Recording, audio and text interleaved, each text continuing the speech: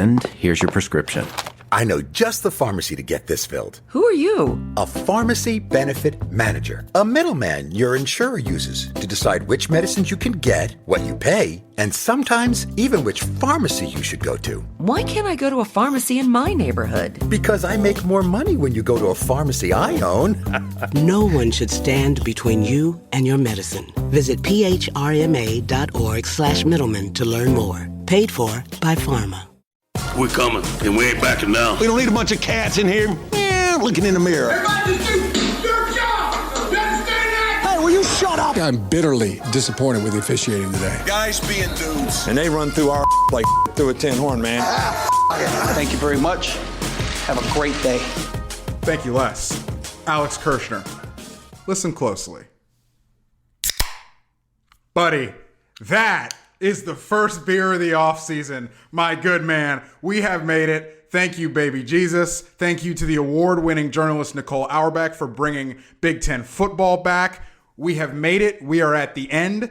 I've got the first offseason beer in my hand. Alex Kirshner, let's enjoy our next 9 months. Let's enjoy it, and that's a Bud Light Lime for those who can't see. That's not a Bud Light Lime. I'm just kidding. It's a regular. It's a regular Bud Light. It's a regular Bud Light. I think we should have a guest in. We are recording this during the fourth quarter of the championship game. There's 8 minutes left. I need Ohio State to score because I have a prop where Ohio State scores the last touchdown of the game.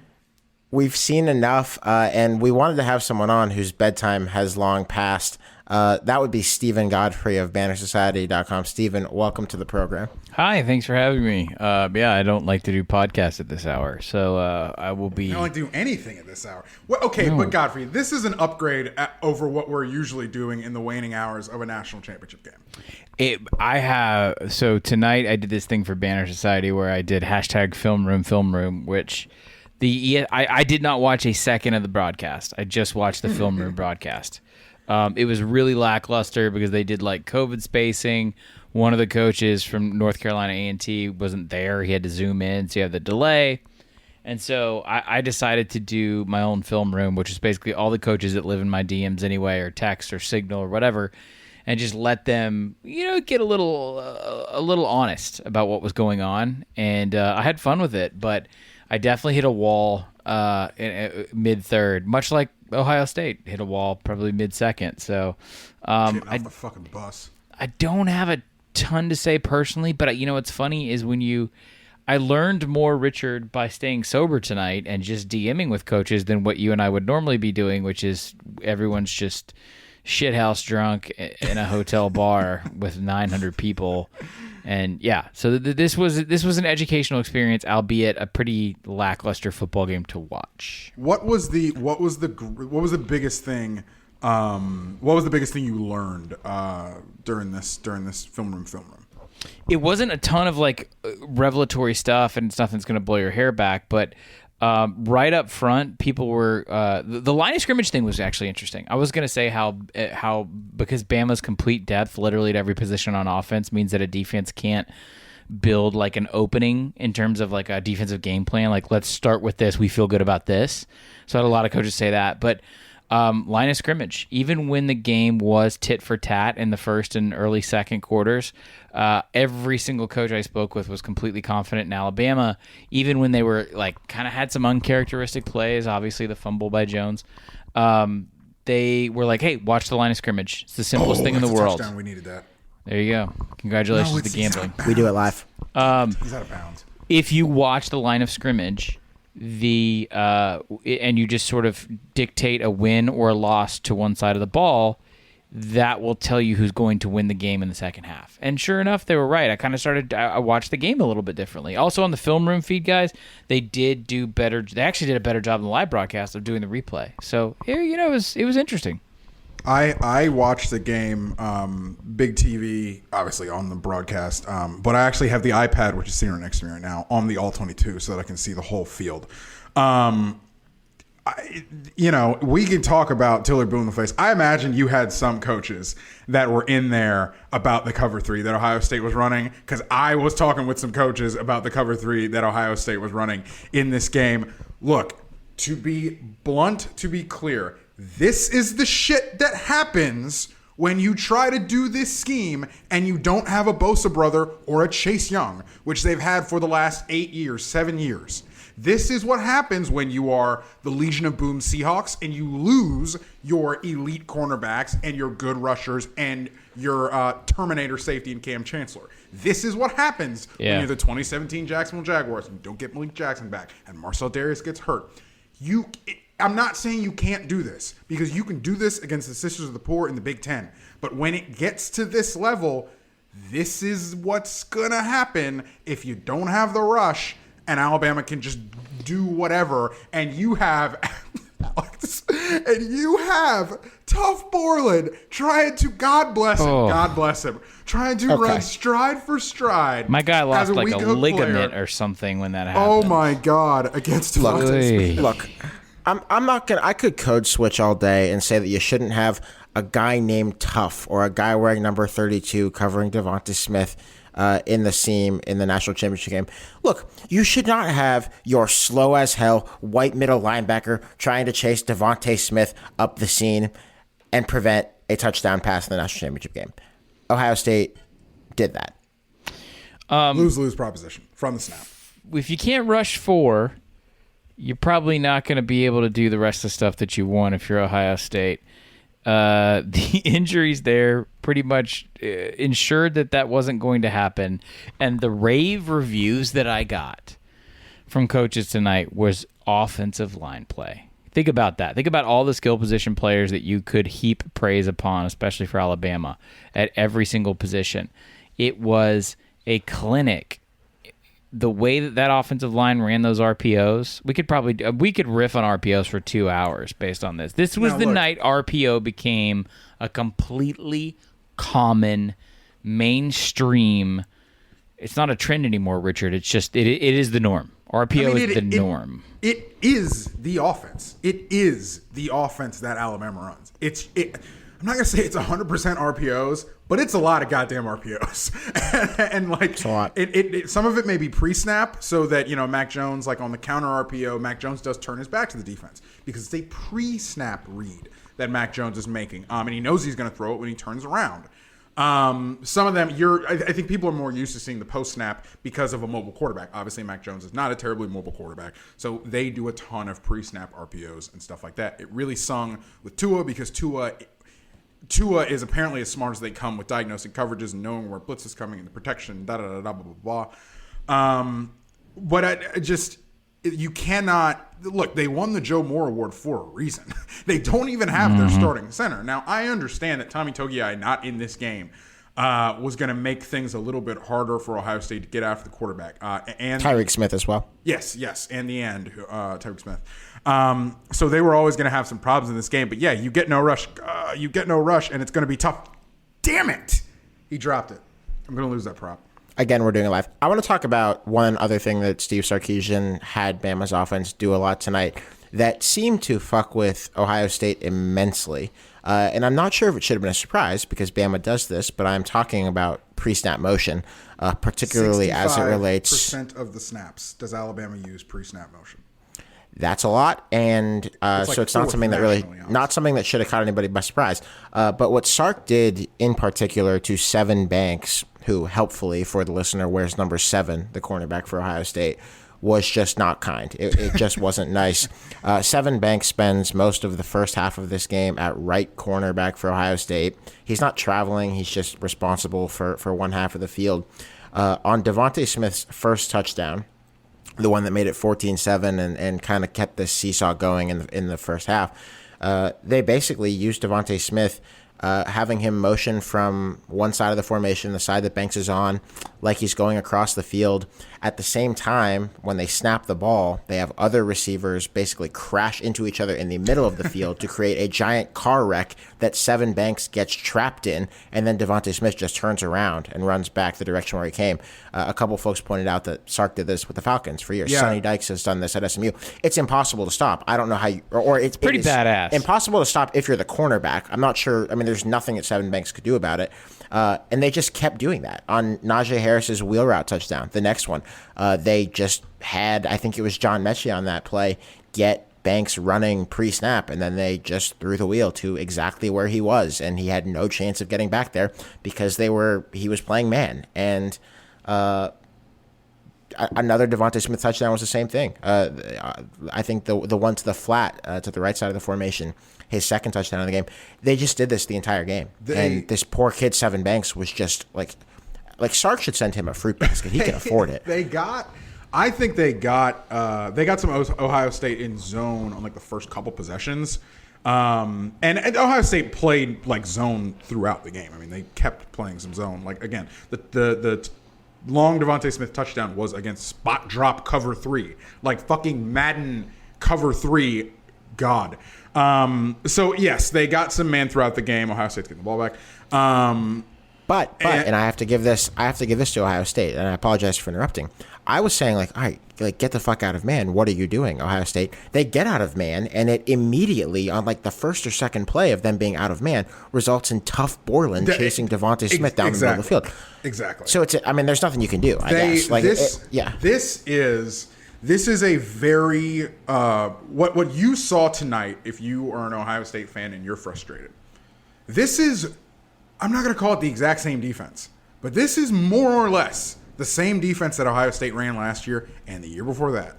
The difference, as I was kind of joking in the beginning, the difference is who the dogs are up front.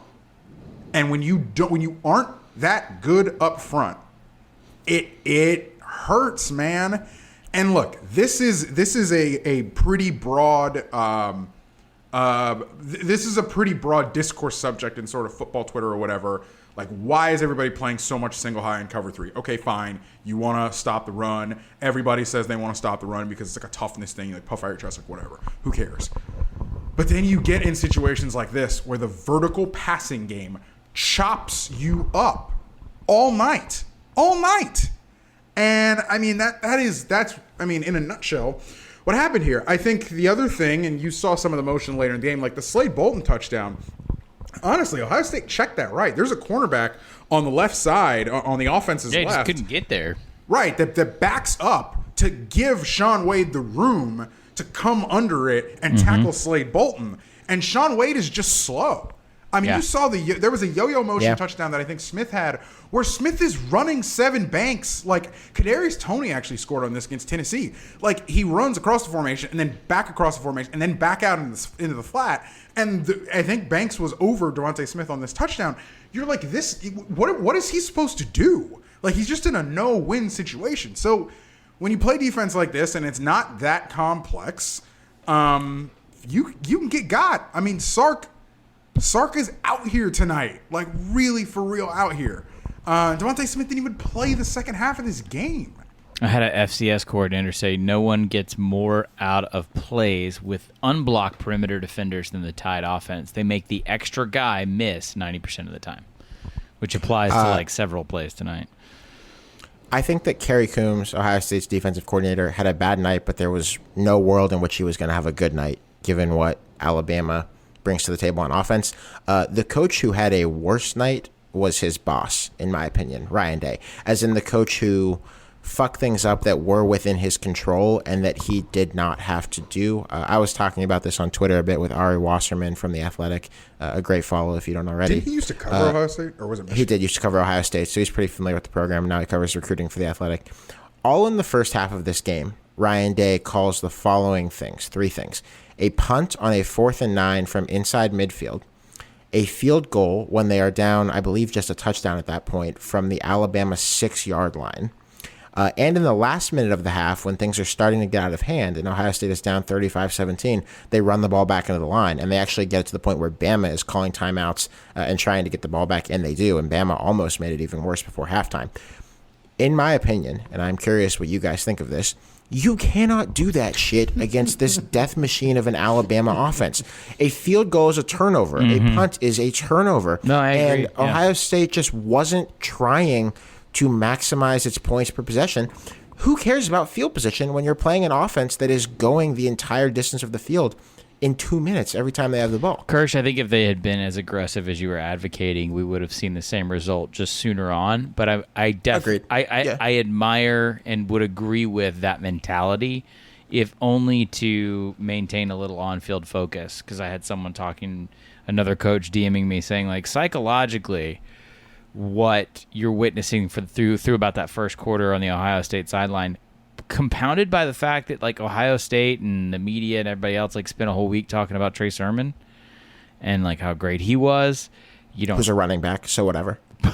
You lose him so early on. I think that the only way, and I'm not even saying this would work, the only way that you, I don't know, maintain poise in that situation is pure aggression, is really treating it like it's either a touchdown or bust on every drive until we can figure out a way to force 3 and outs, which at that point they weren't doing. At no point was anybody doing it this entire football season. I don't think. Let me look.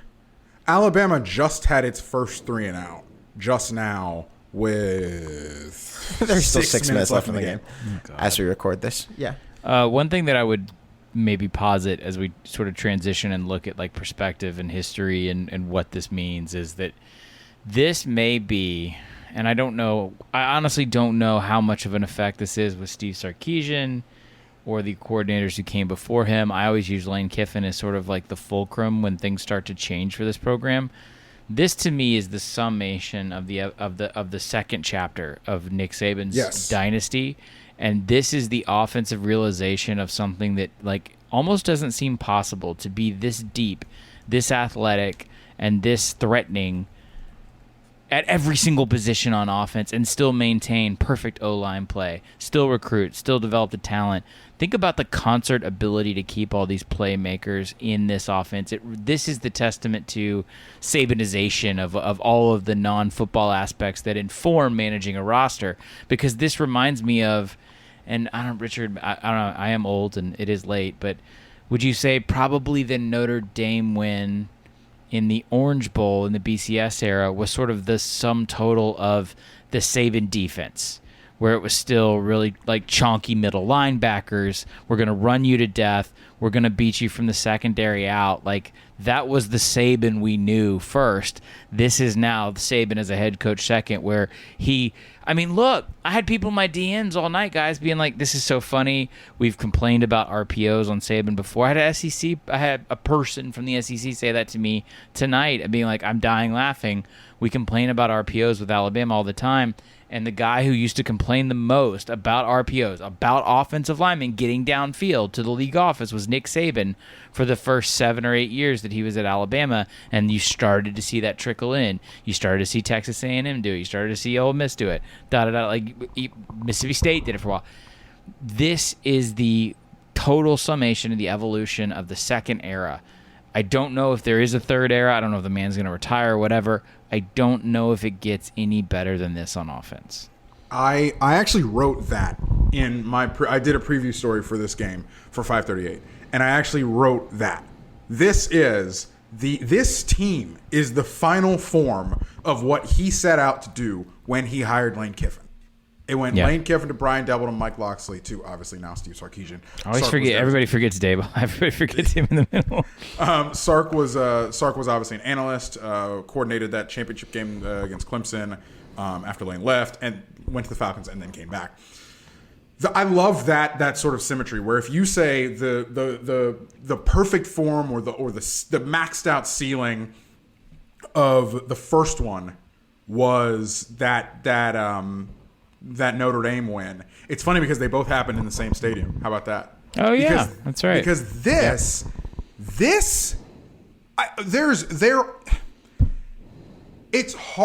it's hard not to be hyperbolic about this offense. And I know we were all hyperbolic about last year's LSU's offense. Guys, this offense is better. And it's an interesting question. You're going to catch some heat for saying that. All of our LSU fans are going to be pissed, and that's fine.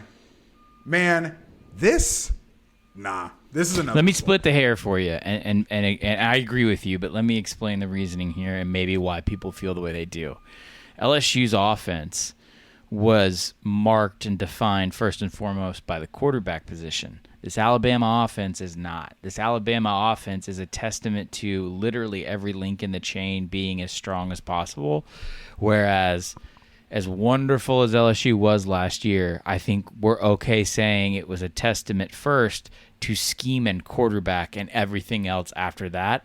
This Alabama offense is essentially individualized. I wouldn't say perfection because I would take Joe over Mac, but in every other position, it's just how Alabama does it. It's a completeness. It's a thoroughness. It's a depth that you cannot achieve at literally any other program in the sport. You can't be this good at this many positions. Without Waddle, the receiver group 1-to-1 against that LSU team, obviously. Way worse. Obviously. Yeah. But I mean, obviously you're taking Joe. But still, you're taking Joe Burrow over this. I'm taking Najee over Clyde. I'm obviously the offensive line is way better. I'm obviously taking this offensive line over that offensive line. Yep. Thad Moss against Miller Forrestall and Billingsley as a passing weapon. Yeah. Okay. Yeah. Yeah. Also, I would just put it like this: if we're gonna. So there's a lot of things we could talk about if we're talking about, and I'm going to move the discussion slightly, but maybe this is too much. I mean, every time a team wins a national championship in this era with how good teams are, I start to think about where do they fit into like best ever conversations, because there's a million ways to do that in college football. That I think you could say that they're like 7 best teams ever, depending on the way you want to, through which prism you want to look at that. The difference between Alabama and the rest of the country this year was some 1940s service academy shit. It was. I mean, we saw it in the playoff. There were 3 playoff games, and what were the outcomes of those playoff games? Blowout, blowout, blowout. And there is not a team. I think we all feel pretty confident. I mean, maybe we'll all be curious what Oklahoma would have been like this year if they hadn't lost 2 early ones. Maybe they would have been able to hang a little better than someone in the playoff. I don't know who. But like, doesn't matter. Oh, that's even awesome. Like Landon LSU, Dickerson is in the game. That's awesome. Oh, wow. Jeez, I hope he doesn't get hurt. Yeah, that's awesome, though, if he doesn't get hurt, as long as he doesn't get hurt. 2019 LSU, an incredible team. They have a very persuasive case as best ever. Even they, had some games where it looked like they were going to maybe lose for a little while. Both Auburn and Clemson kind of made them look in danger for a while. Alabama was, only sort of in danger for a little while against Georgia. Really, Ole Miss. Godfrey, Ole Miss is the transitive number 2 team in the country. Hear me out. I tweeted about this, but I'll say it for anyone who's lucky not to follow me on Twitter will know. Everything is Mississippi. The Ole Miss, they gave Alabama, I think, the best run of anybody all year, and they also beat Indiana, which is the only non-Bama team that threatened Ohio State. Ole Miss, transitive number 2. Also, Ole Miss, best performance against LSU last year. That's what they do. They're completely disappointing in every other aspect of life, but for a brief moment, they can put it together to lose amicably. I don't want us to waste. I mean, unless you guys want to, I don't want to waste too much energy on comparative best everness.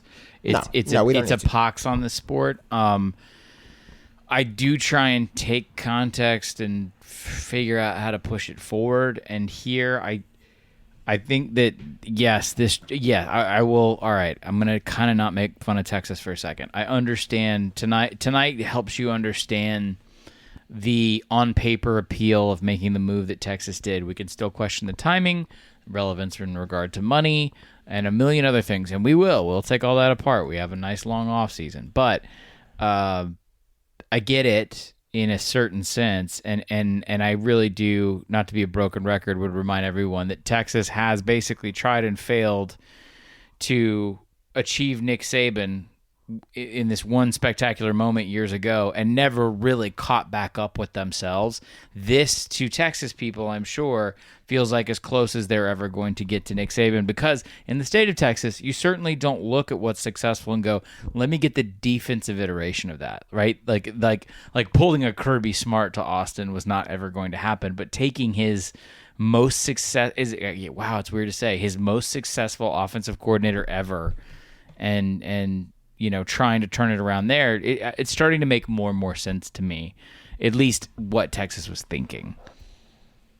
I mean, Sark, I need to preface this that I am not smart enough or qualified enough to identify how much of a team's success is coordinator versus head coach. Mm-hmm. But, given everything that we can see from this vantage, there has never been a superior offensive coordinating performance to what Sark just did with Alabama. And yes, he has among the greatest collections of talent of any football coach ever in this sport at this level. But you're just talking about it, and you're right.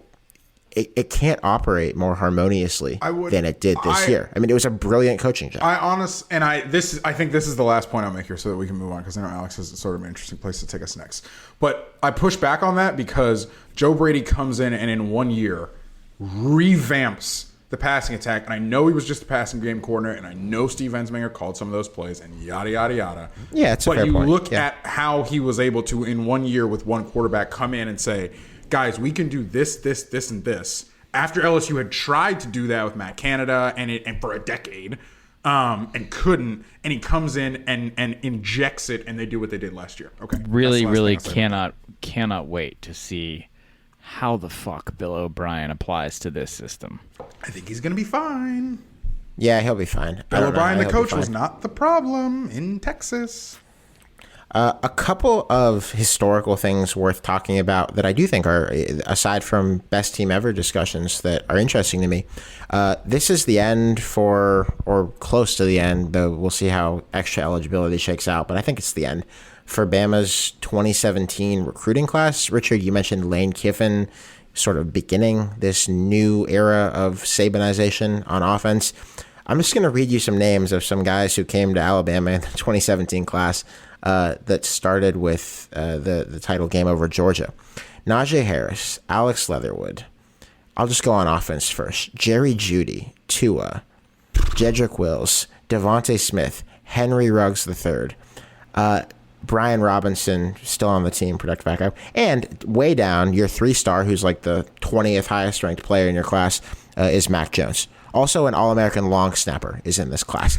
I think that we're all willing to say that anything before integration doesn't count. Yep. So, sorry and due respect to 1946 Notre Dame, but is this the greatest class in like the history of the sport? It has to be in serious consideration for the greatest class. I don't know what you do. I don't know what you do with guys before like 2002, or with classes before 2002. No, I guess all you can do is look at senior classes of national champions and what they accomplished over their runs there. I guess, some of those Nebraska teams probably had exquisite senior classes as well. I would pause here, and so when we talk about kind of more my stuff on the show, like programs and cultures and money and that kind of stuff, I always use the modern era. And for me, it was the BCS. So it was 98 because the television money deregulated in the early 90s, and then it kind of started to feed upward. What I would advise here is that, yes, it is the best. If you can tell me it's the best since the last evolution in strength and conditioning. So when would we say that was? Because like you just talked about the Nebraska stuff, Nebraska, Oklahoma, and the way that they changed strength and conditioning, fundamentally, sure, the idea of a football player changes right then. And I think they did change the sport. They really injected a new way of strength and conditioning into the sport. He's subtle, kids. There is an evolution with a lot of the training that goes on. And this is an off-season show we discuss. So much like we talk about football programs being $100 million businesses because of like the television money that starts in the 90s, I do think that recruiting specifically, not to mention guys, the way these kids are scouted and developed before they even get there, I would go ahead and say, yeah, it's the best, because can you name me, Alex, a better class? I don't know. Let's just say since like the year 2000.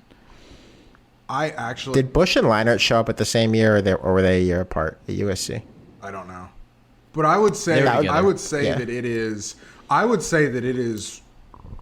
almost unfair to judge. Like, I think we need to I think this is the beginning, roughly the beginning, within the last 4 or 5 years, Alex, since me and you have done this job, that recruiting has gone into sort of the sports science sphere, and with talent and development. I almost think it's unfair to take these guys and compare them to 1998 or even 2005, because the way that we teach speed. I mean, the way that it's funny. I think Seth Galina was saying this on his podcast.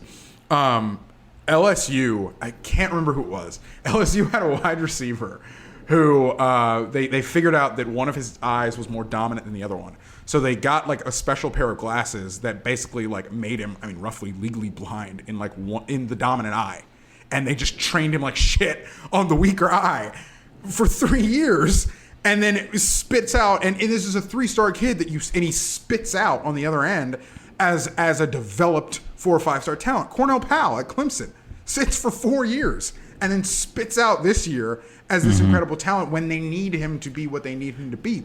The money that goes into development, the money that goes into recruiting, the money makes it different in the last 5 and change years than it's ever been, in my opinion.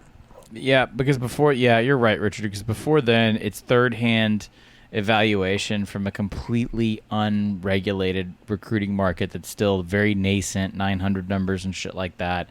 Before that, it is barely doing strength conditioning or the steroid era of the 70s and 80s. And before that, it was like dudes that look like Timothy Chalamet fucking smoking cigarettes on the sidelines. So, I mean, like, I guess the money is always the answer. So let's say, Richard, let's do it right now. We'll say 2000, somewhere between 5 and 10 is when we see the development change. Honestly, somewhere right around when Urban got to Florida and was like, we're going to coach speed better than anybody else.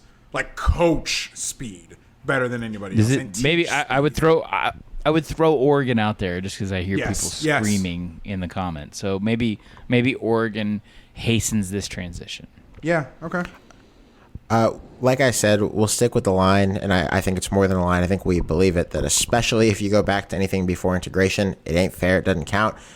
If you are interested in learning about 1946 Notre Dame, one, buy the Simple 7, but two, the story of that recruiting class is so college football because Notre Dame basically built it by not having to answer to anybody.